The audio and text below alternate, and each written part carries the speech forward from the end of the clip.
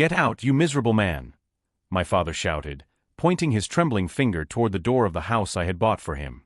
"You think you can come here and boss my family around just because you have money?" I stood in the luxurious living room of the $400,000 mansion I had given him just 6 months earlier, surrounded by expensive furniture I had chosen and paid for myself. My mother sat on the Italian leather sofa, avoiding my gaze, while my brother Marcus stood with his arms crossed and that look of superiority I knew all too well. The reason for the outburst? I had gently suggested that maybe it wasn't necessary to buy a $60,000 boat when they already had 2 new cars in the garage. "Dad, I was just trying to help you guys manage your money better," I replied, keeping my voice calm despite the tightness in my chest. "You've spent almost $300,000 in 6 months. Manage," he yelled, his face red with anger. "Who do you think you are to lecture me? You were a loser working in a warehouse 2 years ago." My name is Alex Morrison, and at 28 years old, I never imagined that winning $20 million in the lottery would be the worst thing that ever happened to me. I grew up in Detroit, in a small 2-bedroom house where the heat only worked half the winter. My father, Robert, worked his entire life as a mechanic, always complaining that the world owed him something better. My mother, Linda, cleaned offices at night to supplement the family income. Marcus, my brother 3 years older than me, was always the golden boy of the family, popular in school, good at sports, the one everyone thought would be successful. I was the opposite. Quiet, studious, always with my nose in a book. While Marcus was out partying, I stayed home reading about astronomy or ancient history. My parents saw this as a lack of ambition. "Alex will never amount to anything," I heard my mother say on the phone once. "He doesn't have the personality like Marcus." When I graduated from high school, I couldn't afford college. Marcus had gotten a partial scholarship to play football, but he lost it his sophomore year because of his grades. Even so, my parents continued to pay for his education, draining what little savings they had. For me, there was a job at the Morrison's distribution warehouse. We weren't related to the owner, just a cruel coincidence.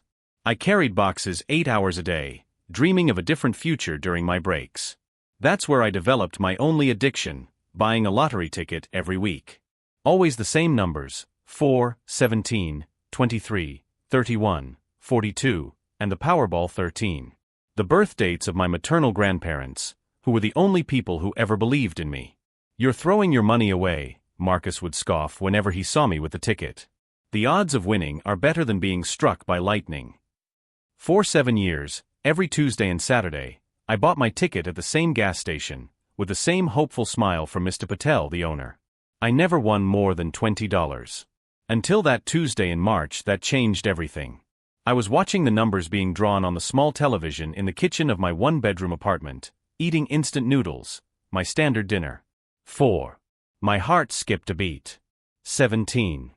My hands started shaking. 23. It couldn't be true. When the last number was announced, 13, I was completely silent for almost 5 minutes. Then I ran to the bathroom and threw up. $24 million. After taxes, about $12 million net. The first person I called was my mother. Then my father. Then Marcus. They all thought it was a prank until I showed up at their houses the next day with my lawyer and all the official documents.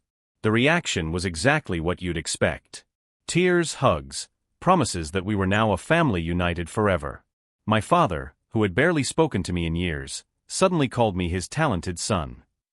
Marcus stopped ignoring me and started introducing me as my brother, the millionaire. I was on cloud 9. I finally had my family's respect. For the first 2 months, I was the hero.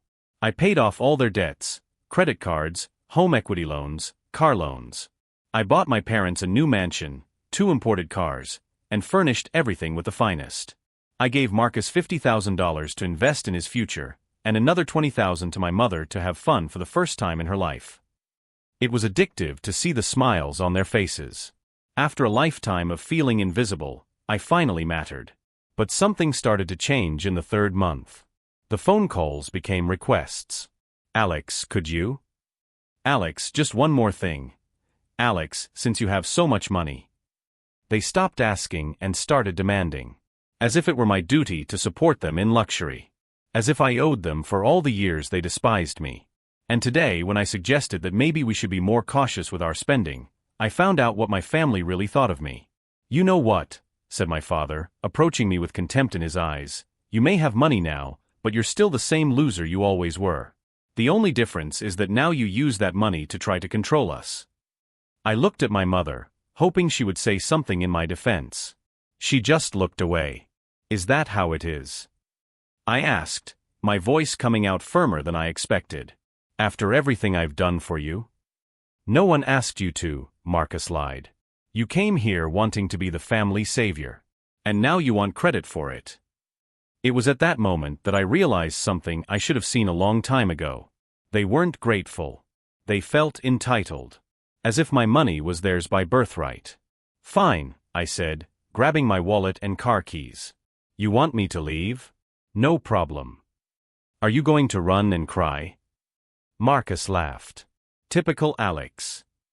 I stopped at the door and turned to look at them one last time. My father with his chest puffed out, my mother avoiding my gaze, Marcus with that arrogant smile I'd hated since I was a kid. "I'm not going to cry," I replied calmly. "But you will." I left the house walking slowly, feeling the weight of her words on the back of my neck. But I also felt something I hadn't expected, relief. Because while they thought they had put me in my place, they didn't know one very important thing. All the possessions I had bought for them were in my name. And if you think this story has already ended in an interesting way, you can be sure that it's only just beginning. Subscribe to the channel because what happened next will leave you speechless. The next morning, I made a phone call that would change everything. Driving home that night, my father's words echoed in the silent car. "You miserable bastard." That's how he really saw me, even after everything I had done for them. My mind flashed back to the last 6 months, trying to pinpoint when exactly things started to go south. At first, while they were still processing the news of my lottery winnings, they were affectionate. My father hugged me for the first time in years. My mother cried tears of joy. Marcus called me his lucky brother, with genuine admiration. But it was a short honeymoon. The first red flag appeared 3 weeks later, when my father casually mentioned that they deserved a better life after so many years of sacrifice. As if raising their own children was an investment waiting for a return. "I worked my whole life in that dirty garage," he said during lunch at the new house I had bought for them. "I never had anything good. It's only fair that I get something now." Marcus developed an even worse mindset. He started bragging to his friends about having a millionaire brother, as if my success was an extension of his. He asked for money not as a favor, but as if it were his right. "Alex, I need another 10,000 for that digital marketing course," he said once, without even asking if I could help. It was always "I need," never "you could." My mother disappointed me the most. All my life, she had been the only one who showed any subtlety in her criticism. But money brought out a greed I had never seen before. "You could remodel her kitchen too," she suggested about our neighbor. "It would be a nice gesture, and everyone would see how generous you are." It wasn't about generosity. It was about status. They wanted me to be their show of wealth. The worst moment before today's explosion happened 2 weeks ago. I ran into Marcus at the mall with 3 bags of expensive clothes, paying with the extra credit card I had given him for emergencies. "Marcus, that's almost $2,000 worth of clothes," I pointed out, checking the statement on my phone. "So what?" he laughed. "You have money to burn. What's it for if not to enjoy?" "Enjoy," I repeated, feeling a rising irritation. "I earned that money, Marcus. Not us." Her expression changed instantly. "Oh, is that how it is now? You're going to be stingy? After how our family has always supported you." Supported me? I almost laughed at the irony. The same family that had ignored me for 7 years in the warehouse, that had never asked about my dreams or goals, had suddenly become my biggest supporter? "What support, Marcus?" I asked, genuinely curious. "When did you support me?" He couldn't answer. He just shook his head and walked out, muttering something about how I'd changed after I got rich. But I hadn't changed. They had revealed who they really were. Looking back on that night at the mansion, I realized that my father's outburst wasn't really about the $60,000 boat. It was about control. For 6 months, they had grown accustomed to seeing my money as theirs. Any attempt on my part to set boundaries was seen as a betrayal. "You think you can come here and boss my family around just because you have money?" my father had yelled. The irony was glaring. They were literally living off my money, in the house I bought, driving cars I financed, eating at restaurants I paid for, but somehow I was the villain for questioning a $60,000 expense on a boat that would be used 5 times a year. What hurt me most wasn't the words themselves, but the ease with which they came out. As if it were a truth he had been holding on to for a long time. As if, deep down, he had always seen me as a loser, and the money was just a convenient opportunity, not a reason for genuine respect. When I got to my apartment, yes, I still lived in the same humble place I had before the lottery. I sat down in my old armchair and reflected on a painful truth. I had bought a family that never really wanted me. All my life, I had thought that their lack of love was because I wasn't successful enough. That if I could prove my worth, they would finally see me. But now, with $12 million in the bank, I discovered that the problem had never been my success. The problem was their character. And that revelation, as painful as it was also liberating. I grabbed my laptop and opened the file I had created in the first month after winning the lottery. It was a detailed document of all the assets and properties I had acquired for my family. The $400,000 house. The 2 imported cars. The furniture. The jewelry for my mother. The sound equipment for Marcus. Even the pool renovations I had had done. Everything was registered in my name. At the time, my lawyer had suggested this for tax and asset protection reasons. It's safer to keep the property in your name, he had explained. You can always transfer it later if you wish. I smiled for the first time in hours. My lawyer was smarter than I had given him credit for. Marcus was probably right now planning how to spend the next $10,000 he would ask for next week. My father was probably already researching larger boats, since the $60,000 one was too modest for the family's new standard. My mother was surely planning the next unnecessary home improvement or extravagant trip. They believed that today's argument had put me in my place. That I would return next week, head bowed, apologizing for questioning their excessive spending. They were wrong. I opened my phone and found my lawyer's number. After 6 months of supporting a family that despised me, it was time to find out what would happen when the money stopped flowing. And tomorrow, they would find out that calling someone miserable has consequences that go far beyond a family argument. The call I would make in the morning would not be just for my lawyer. It would be the first step in a plan that would show my family the true meaning of the word miserable. Because while they slept peacefully in their expensive beds, in the house I paid for, I was calculating exactly how long it would take them to realize they had bitten the hand that fed them. Because while they slept peacefully in their expensive beds, in the house I paid for, I was calculating exactly how long it would take them to realize they had bitten the hand that fed them. The next morning, before I even called my lawyer, my phone rang. It was Marcus. Alex, look, about yesterday. His voice carried that falsely regretful tone I had known since childhood. Dad was stressed out about work, you know how he gets. But listen, I need you to transfer another $5,000 today. I found an incredible investment opportunity. $5,000. The day after calling me a loser and kicking me out of the house. Marcus, after everything that happened yesterday, you're asking me for money? Man, it wasn't personal. Family's family, right? Besides, this investment will give me a 20% return in 3 months. I can even pay you back with interest. I hung up on him. 10 minutes later, my mother called. Alex, honey, I'm sorry about yesterday. Your father shouldn't have spoken to you like that. Her voice sounded tired, but there was something calculated behind it. But look, since you're going to be mad at us for a while, could you at least keep the bills paid? The credit card bill came in today and it's really high. How much? $17,000. My jaw clenched. $17,000 in 1 month? What did you spend that on? Normal things, Alex. Dinners, shopping. That spa I've always wanted to try. Oh, and Dad bought a set of premium golf clubs. He's always dreamed of having one. Normal things. $17,000 on normal things. Mom, you kicked me out of the house yesterday. You literally sent me away. Oh, Alex, you're being dramatic.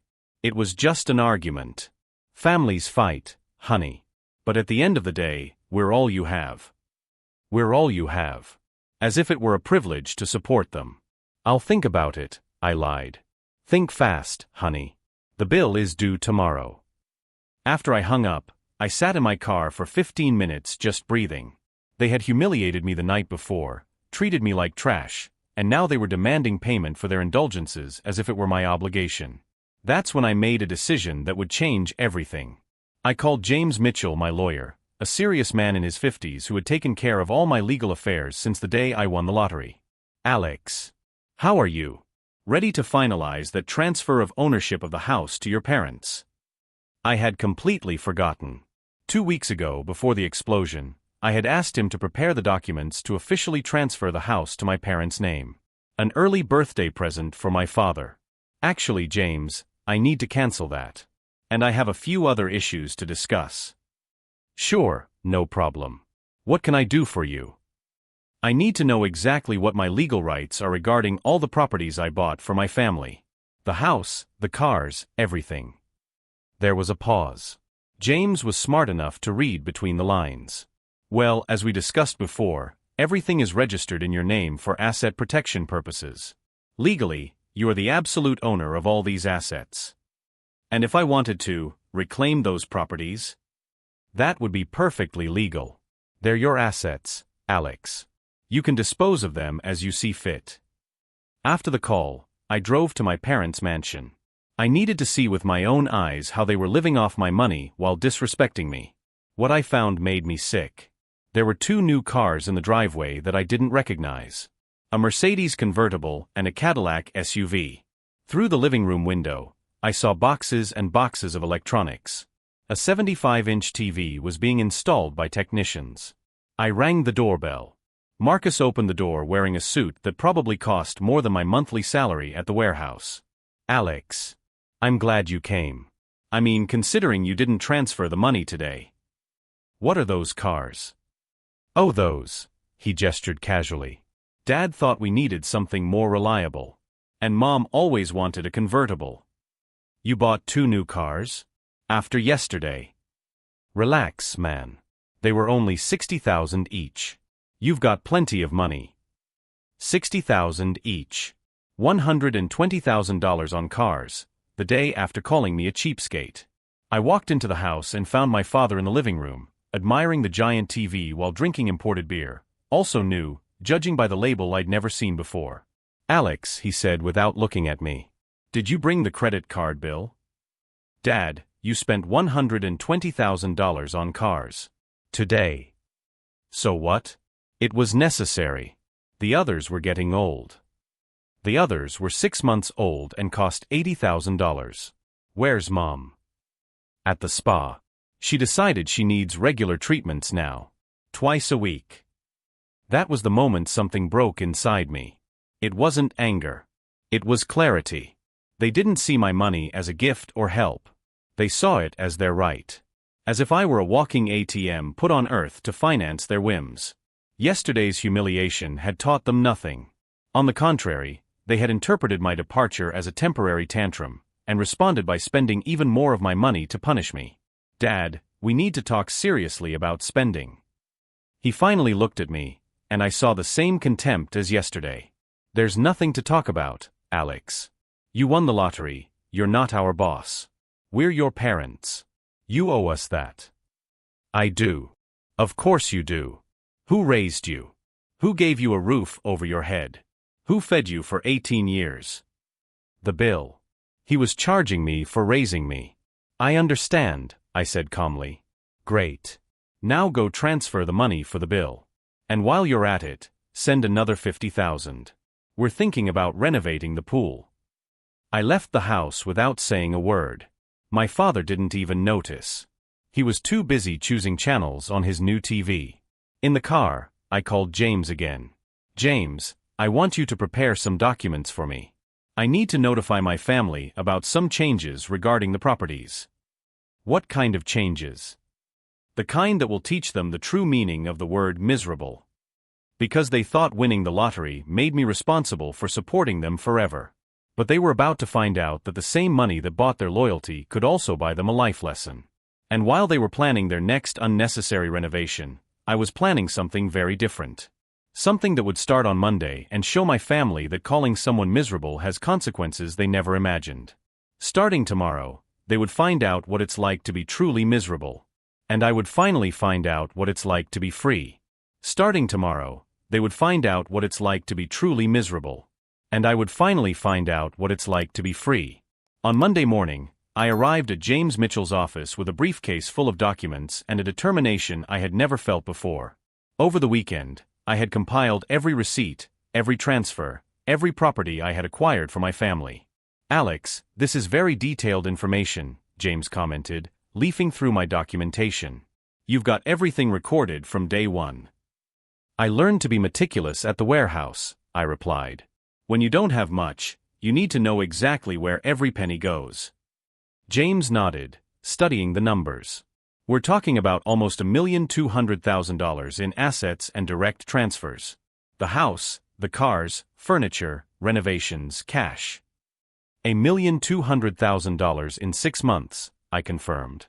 For people who called me a miser. "What exactly is your goal here, Alex?" "I want to get back everything I bought for them. Legally. And I want them to know that it's going to end, but not when." James leaned back in his chair. "That's unusual. Normally, when families fight over money, it's a clean break. You're talking about something more elaborate. They spent 6 months treating me like a walking ATM. Now they're going to learn what happens when the money stops flowing. We started with the hardest part, the cars.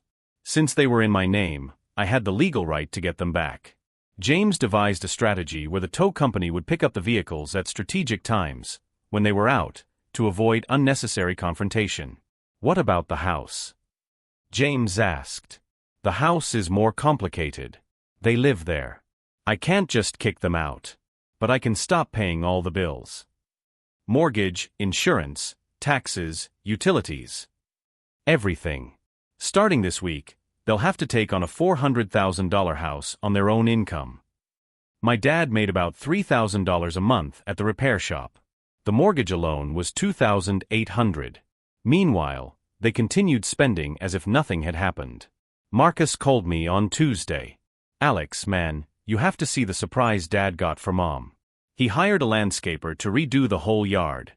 It's going to be amazing." "How much did it cost?" "Only $15,000. Relax, it's totally worth it." $15,000. On landscaping. 3 days after they kicked me out of the house. "Marcus, where did that money come from?" "The credit card, obviously. You always pay it off." On Wednesday, James called me. "Alex, your dad tried to buy a $30,000 jet ski today. The card was declined. Did you cancel it?" "All the additional cards were canceled this morning. Only the main one is still active, and it has a low limit for genuine emergencies." 20 minutes later, my phone rang. It was my dad, and he was furious. "Alex, what the hell did you do with the cards?" "Dad, after what happened on Sunday, I thought it would be best to re-evaluate the family's spending." "Re-evaluate? You canceled our cards. How are we going to pay for things?" "With your money?" There was a deathly silence. As if the idea of using their own money was absurd. "Alex, you can't do this to us. We're your family." "The same family that called me a cheapskate and kicked me out?" "That was just an argument. You're being dramatic." I hung up on him. 15 minutes later, Marcus called. "Dude, what's with the anger? Dad's really upset." "Marcus, you spent $300,000 in 6 months. $300,000. And when I suggested moderation, I was humiliated and kicked out of the house. But you have money. What good is it if your family can't enjoy it? To secure my future. And the future of my future children. Not to pay for jet skis and unnecessary renovations. Alex, you've changed. You've become greedy." Greedy. I, who had given them almost $1.5 million in 6 months, was greedy. On Thursday, the icing on the cake arrived. My mother called me, crying. "Alex, dear, there's been a terrible mistake. A letter arrived saying that the mortgage on the house is late. They're threatening foreclosure." "It's not a mistake, Mom. I canceled the automatic payment." "But why?" "Because it's not my house. You live there. You pay for it." "Alex, We don't have $2,800 a month. You know that. Then maybe you should have thought about that before treating me like trash. Alex, please. Let's talk. We can work this out. Sure we can. When you're ready for a serious conversation about respect and responsibility. What do you want us to do? I want a sincere apology. From all of you. And I want you to stop spending my money like it's your right. But what about the cars? And the house? What about the cars and the house? They're ours. Actually, they're in my name. So they're mine. The silence that followed was deafening. Alex, she said, her voice trembling, you wouldn't do this to us. I wouldn't do what, Mom? Take our cars. Our house. I'm not taking the house away from you. You can continue to live there. You'll just have to pay for it. Like normal adults do. What about the cars? The cars are different. You bought 2 cars for $60,000 each without consulting me. The day after you humiliated me. That wasn't a purchase, it was a provocation. Alex, please be reasonable. Mom, I've been reasonable for 6 months. Now I'm being fair. On Friday, James called me in for a final meeting. Alex, everything is in place. The cars will be picked up Monday morning while they're at work. All automatic payments have been canceled. The only active card has a $500 limit for real emergencies. What if they try to sue me? On what grounds? You are the legal owner of everything. You never signed any documents transferring ownership. Legally, you were doing favors for your family, not making permanent gifts. I spent the weekend in peace for the first time in months. No desperate calls for money. No requests for just one more thing. No constant anxiety that every penny I earned was seen as their property. On Sunday night, I made one last call to James. Are you sure about this, Alex? Once we start, there's no turning back. James, they had 6 months to treat me with respect. 6 months to appreciate what I did for them. And the first time I set a boundary, they called me a jerk and kicked me out of the house. And how do you feel about that? For the first time in years, I feel free. On Monday morning, as I drank my coffee in my modest apartment, I laughed thinking about the scene they would find when they returned from work. The empty driveway where the $120,000 cars used to be. The lights out because the power had been cut off. The 75-inch TV with no signal because the cable had been canceled. And if you're wondering if I felt guilty for doing this to my own family, let me tell you what I found out about them on that Monday that changed everything. Subscribe to the channel because this twist will show you that sometimes the people who hurt you the most are the ones you least expect. At 9 o'clock in the morning, my phone rang. It was the beginning of the end of their luxurious life, and the beginning of my true freedom. At 9 o'clock in the morning, my phone rang. It was the beginning of the end of their luxurious life, and the beginning of my true freedom. Alex. It was my mother, and for the first time in 6 months, her voice didn't have that usual demanding tone. Something's wrong with the electricity. We woke up in the dark. What do you mean? The power's been cut off. And when I tried to call the electric company, they said the bill hadn't been paid in 2 weeks. I was sitting in my kitchen, calmly drinking my coffee. That's strange. Alex, did you forget to pay? Mom, it's no longer my responsibility to pay the bills for a house that isn't mine. An hour later, Marcus called, clearly panicked. Alex, the cars are gone. Someone stole our cars. They weren't stolen, Marcus. They were impounded. Impounded? By who? By me. They're my cars. They were in my name, remember? You can't do that. We need the cars for work. Maybe you should have thought of that before kicking me out of the house. At 2 in the afternoon, they showed up at my apartment. All 3 of them. My father was red with rage, my mother was crying dramatically, and Marcus looked like a bull ready to charge. Alex, my father yelled as soon as I opened the door. What is wrong with you? Dad, lower your voice. You're disturbing my neighbors. Your neighbors. He pushed the door open and barged in uninvited. You cut our power. You stole our cars. I didn't steal anything. I just stopped paying for things that aren't my responsibility. My mother threw herself onto my old couch, sobbing. Alex, please be reasonable. We can talk about this. We can? Interesting. Because when I tried to talk about your excessive spending last Sunday, I was called a miser and kicked out of the house. That was different, Marcus said. You were being controlling. Controlling? For questioning a $60,000 boat. You have money, he exploded. What good is it if you won't spend it on your family? Marcus, you spent $1,200,000 in 6 months. $200,000 a month. More than most people make in 4 years. So what? My father growled. You made $20 million. We have a right to enjoy it.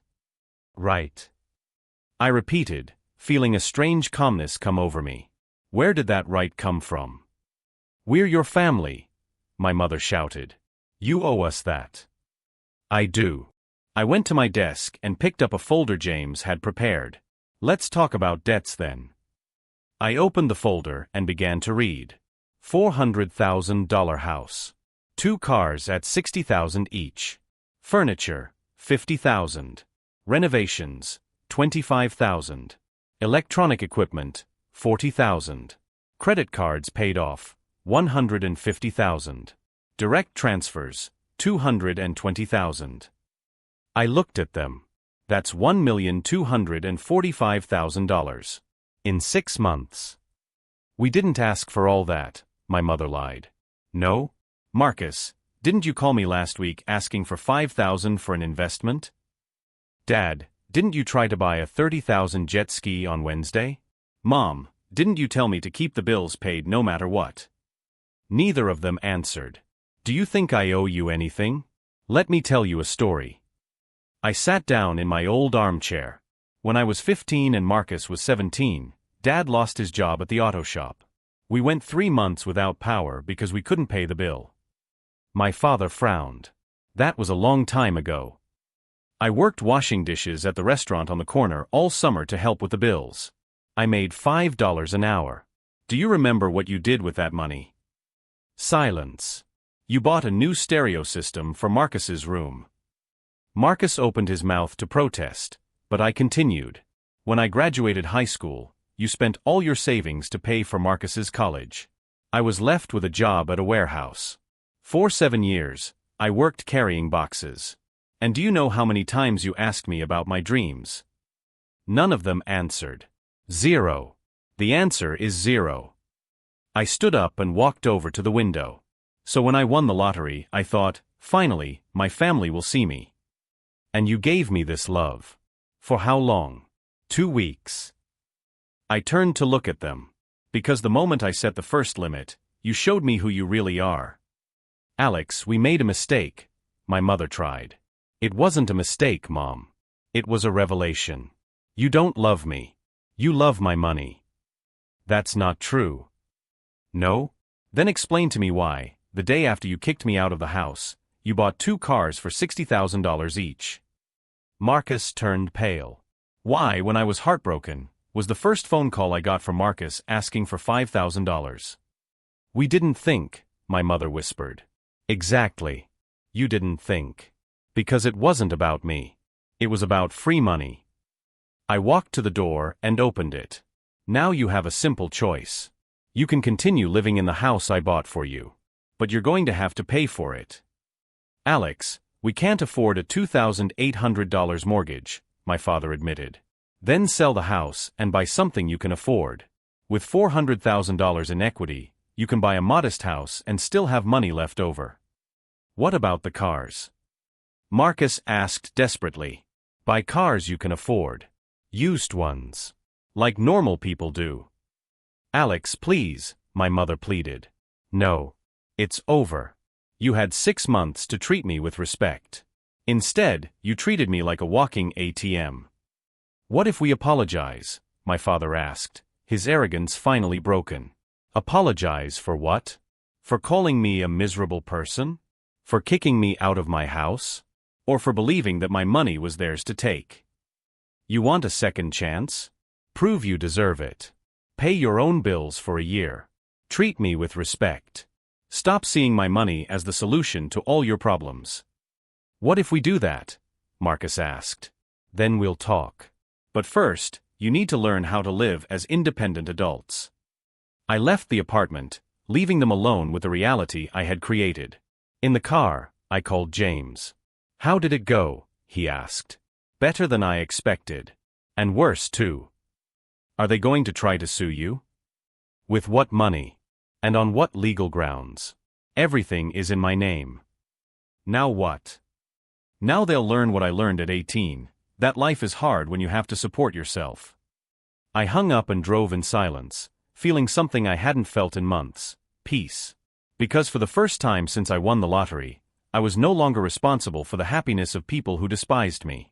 And if you think this story ends here, you're wrong. What happened over the next 6 months was even more revealing about my family's true character, and about how money really shows who people are inside. And if you think this story ends here, you're wrong. What happened over the next few months was even more revealing about my family's true character, and about how money really shows who people are inside. In the first few days after our confrontation, they tried every strategy they could think of to get me to change my mind. Marcus showed up at my apartment in tears. Alex, I was young and stupid, he pleaded. Can you give me a second chance? My mother tried the emotional approach, calling every day to tell me how they were struggling. Your father is having to take out loans to pay the bills, she said, as if that were my responsibility. My father, too proud to apologize directly, sent messages through uncles and cousins. Robert isn't sleeping well, they said. He knows he was wrong, but he can't admit it. For 3 weeks, I held my ground. I responded politely, but didn't budge an inch. Then something interesting happened. They stopped calling me. In the 4th month, I got an unexpected call. It was my cousin Jessica, who lived in Seattle. Alex, I need to tell you something about your parents, she said hesitantly. What is it? They sold the house. My heart skipped a beat. What do you mean, sold? They couldn't pay the mortgage. They sold it for $350,000 and moved into a small apartment across town. 6 months after our fight, Marcus called me. His voice sounded different. More mature. Alex, I got a job, he said, without preamble. Sales at a car dealership.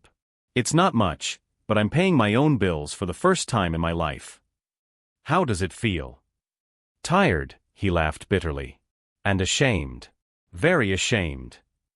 A year after the confrontation, my father showed up at my apartment. But this time, he wasn't yelling.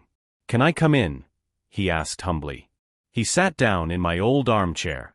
Alex, I came to apologize, he said, looking me straight in the eye. Not just for that fight, but for years of treating you like you weren't important. Go on. When the money ran out and I had to face reality, I realized something terrible. I had raised 2 sons, but I only respected one. And ironically, the one I respected the least was the one with the most character. 18 months after the confrontation, I organized a family dinner. Not in the mansion they had lost, but in the modest apartment where they now lived. The difference was striking. Marcus came straight from work, tired but genuinely smiling. My mother prepared a simple meal with ingredients she had bought herself. My father spoke proudly about his new weekend job. You know, Alex, my mother said during dinner, this year has been the hardest of my life. But it's also been the most honest. How so?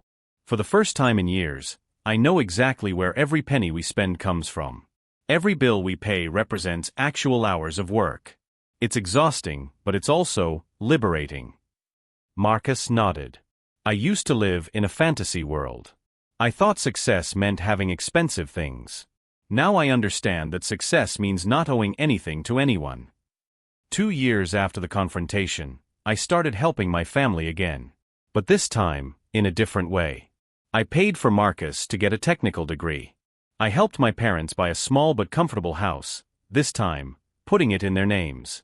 They insisted on signing a payment contract. We want to feel like we deserve it, my mother explained. We want it to be truly ours. Today, 5 years later, I have a real family for the first time in my life. Not because I bought their love, but because we respect each other.